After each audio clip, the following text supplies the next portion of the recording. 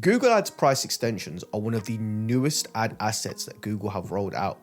And this is super cool because what it allows you to do is specifically showcase your individual product or services on your search ads. And from these price extensions, you can directly click through onto the product or service that you're interested in and purchase, rather than clicking through to a website and having to manually search for it. I've personally found this to be a great addition to Google Ads because it allows us to add a ton more value to our clients' campaigns. And that's because it gives them the option to find what they want more quickly via search ads. So in this video, I'm going to be breaking down exactly how to set up price extensions for your search ad campaigns. So if all of that sounds good, then this video is for you. Okay, so getting started, the way you can actually find price extensions in your Google Ads account is by navigating to the left-hand side and clicking on the Assets tab. From here, you can hit the drop-down menu and then click on Assets again. This is going to open up the Google Ads Assets section inside of your account.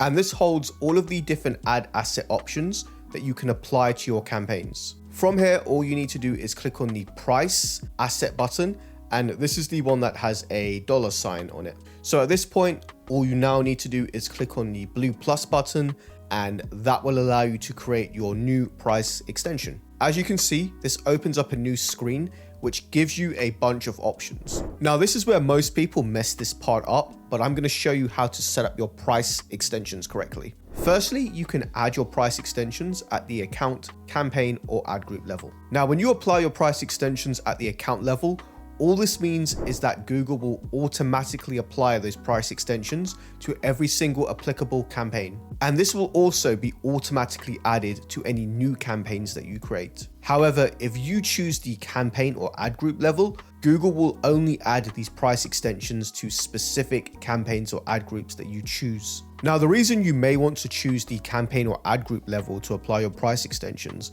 is that these, in some cases, may only apply, or your price extensions rather, may only apply to certain campaigns or ad groups within your account. So for example, if you run, if you run ads across multiple countries with different currencies, right? You probably only want price extensions that apply to that country or that currency across those campaigns. So for example, if you're running campaigns in the US, you would want price extensions in US dollars.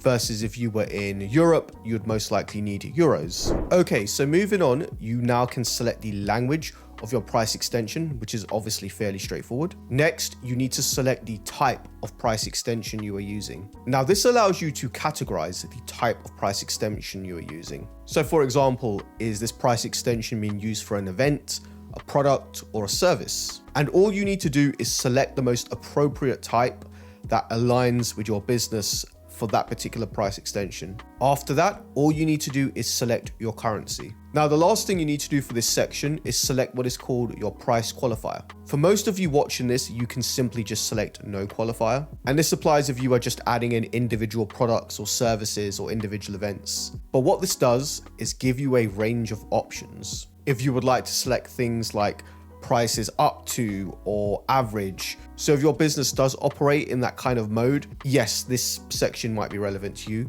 but for most of you watching, it probably doesn't apply. Now, moving on to the price assets themselves. From here, all you simply need to do is add in your header, which is going to be the name of your product. So for example, Nike Air Force men's trainers. Then you can add in the price for that particular product or service, and then select the units option if that is relevant to you. Then from here, all you need to do is simply add in a description. Now, this can simply be additional information that would incentivize somebody to click through. So for example, a good tactic we use is mention if an item is in limited stock or on sale, if that is applicable. And the last thing you need to do after this is simply adding in the final URL.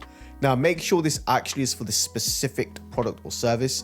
I've seen this multiple times where businesses we've just started working with will use their generic homepage or completely irrelevant page, and that defeats the point of using price extensions in the first place. Now, from here, you can add in more price extensions by simply clicking on the pencil icon. And once you've done this, all you need to do is click save, and this will be applied to the relevant campaigns or the account or ad groups, depending on the level that you've selected your price extensions to be rolled out to. Okay, so a final tip when it comes to setting up your price extensions correctly.